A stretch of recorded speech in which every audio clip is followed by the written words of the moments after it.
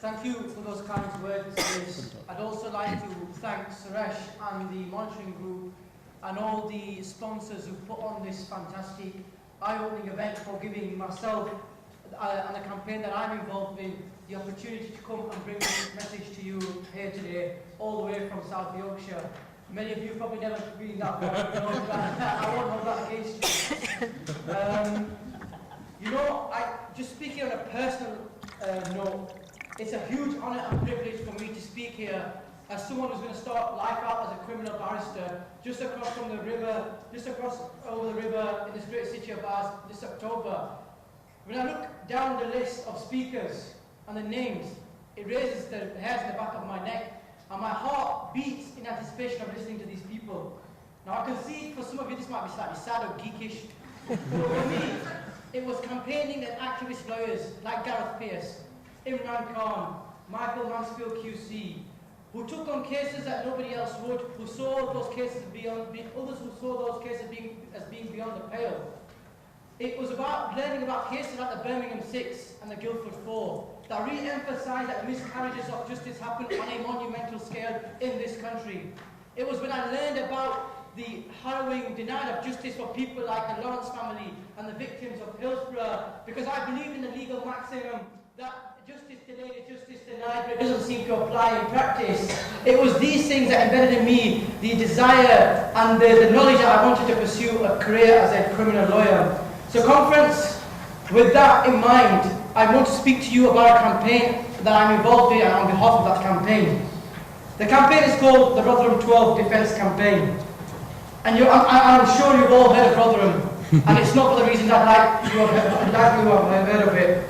But let me make this one point, that this campaign isn't about setting up a campaign to help people who've been alleged of horrific child sexual exploitations. It's a completely separate campaign, but you cannot divorce it from the context of what's happening in Rotherham, and I'll come back to that in a second.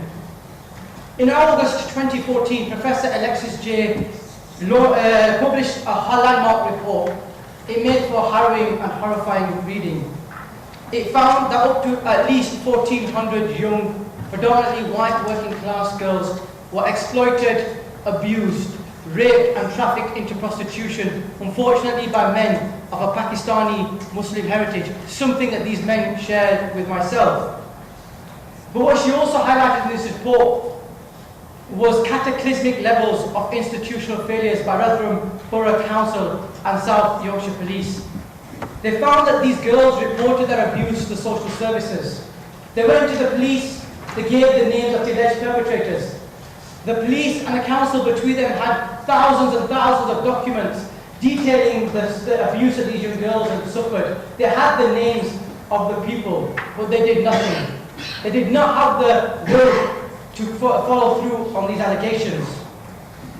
And when this came to light, when this report came out, what was the media spin? The media spin was the police failed to act on these evidences because they were afraid of being branded racist.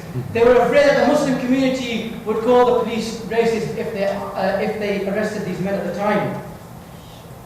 Now I've asked officers from all rank, from the very top to officers on the beat, that is this true? Did you historically fail to prosecute these criminals because you were afraid of being branded racist?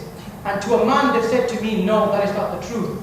So I always follow up to them and ask them, then why did you not correct that media myth that came out? And you get silence.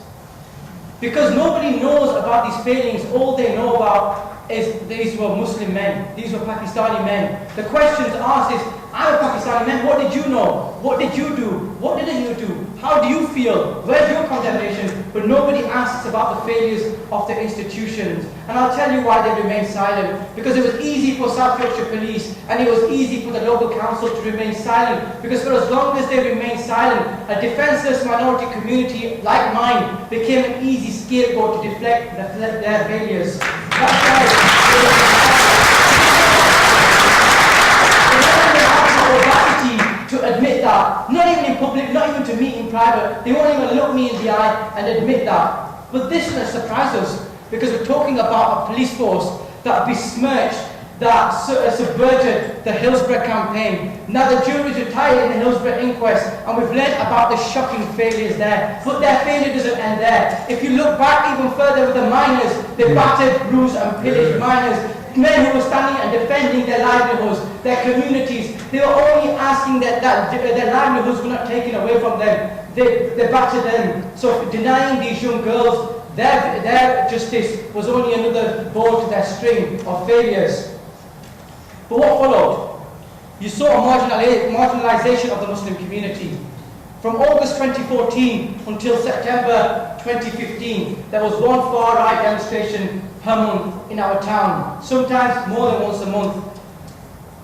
The levels of Islamophobic abuse were astronomical. An agency that monitors hate crimes, Tal Mama, which monitors Muslim hate crimes, which is a national organisation, found that there was a 300% increase in the levels of racist and religiously motivated attacks against Muslims.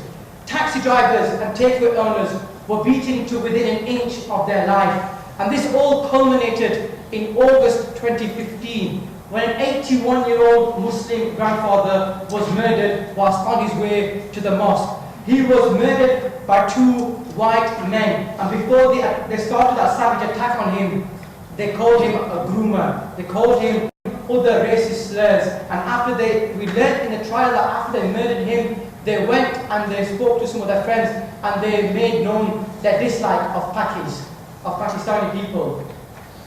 How many people have heard about the case of Mohsin Ahmed, the 81-year-old that was murdered in Rotherham? Very few. I put my bottom dollar on it that if the murderer was a Muslim or another minority, every single person in this room would hear about this. Because it's a fact. You might not want to admit it, but the lives of not just Muslims but all minorities in this community are worth nothing. And that's the truth. And we have to face up. And what happened when these far-right demonstrations came into town? On all occasions, there were counter-demonstrations. But for one reason or another, the Muslim community particularly said we weren't going to support any demonstration. We were going to stay away. But it all changed after the death of Mohsin Ahmed. We said we've stayed silent and nothing has changed. They are killing us now, so we must make a stand. So we made a stand. And what happened when we made a stand? We were battered by the police. We were kettled for 4 hours in the town centre, without water, without sanitation, without toilets, while the fascists had porta-cabin toilets put there outside our town hall for them, so they could have comfort and ease.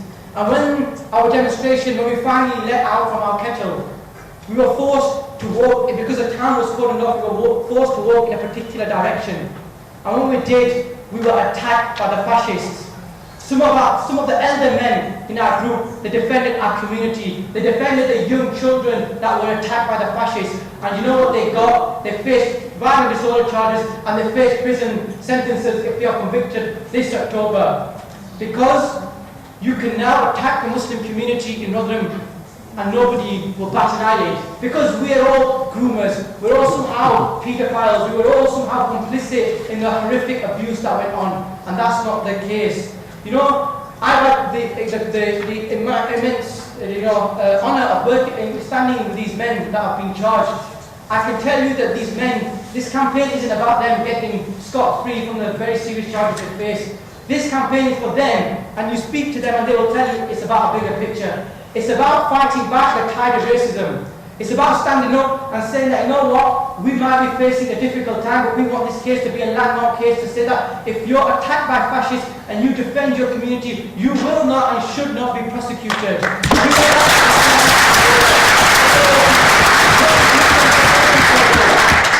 You know, and I hope Suresh doesn't mind me sharing this. You know, the level of stigmatization of the Muslim community in Rotherham and the Pakistani community is quite unique, because Suresh told me, and like I said, I hope he doesn't mind, when he approached associates and friends about this campaign in Rotherham, the response he got was, why do you want to get involved in there? We've been cut adrift from everybody else. If you read what the media says, you'll probably believe that we were all somehow complicit. I put my hand on my heart, we had absolutely nothing to do with it. We did not know what was going on, and if we did, we would have reported it to the authorities. But then again, the authorities knew who they were, but they did absolutely nothing about it. So the fault is not with us, but with the authorities. So my message is here today to seek support. Now, I'm a big fan of the civil rights movement. Martin Luther King is a great inspiration. But when did the tide turn in the civil rights movement in America? It's when all communities came together. It was when Black Americans, white Americans, Latino Americans, Hispanic Americans, Native Americans, they all stood up and they sang together, we shall overcome, and that we have a dream, and that's when they overcome. And they're starting to realize that dream. And I'm not saying they've realized that dream. Martin Luther King may have been to the mountaintop and seen the promised land. But I tell you what, the civil rights movement hasn't been to the promised land yet, but they're on that journey because they stood together. Now, I'm talking about the Robin 12 Defence Campaign, but this isn't a unique campaign. I was just listening to the Joint Enterprise Campaign earlier. We heard about the Ricky Real family. We've heard about all the injustices, about the story about the lady back from Nottingham, about the way the police have treated her family. We shouldn't see this as isolated campaigns. We need to be a collective movement, because people don't discriminate you against you because you're Muslim or you're Black African Caribbean or Black African or you're some other minority. We're all working class people. That's the common denominator. And the establishment, the people at the top, the people who create these tax havens in Panama that we're learning about, it's those who conspire against us. And the legal system affords us very little. And the small victories we get are hard fought. But if we're going to win those victories, we've got to work together. And that's my message. And I hope we can all come together. And solidarity from the Robin 12 Defence Campaign to the Pitchford Inquiry, we hope that makes a movement, and to all the other campaigns, let's work together, because that's the only way we're going to make some sort of difference, because on our own, there's nothing. And just one last point before I finish, we've got some flyers, they've got some details, and you can also fill them in at the back and hand them back to us. Then we've got your details, we can set you for a mailing list, and if you want another copy to take away, we've got lots of copies, so feel free. There's a number of people scattered around the auditorium. We'll be happy to give them to you. Thank you very much.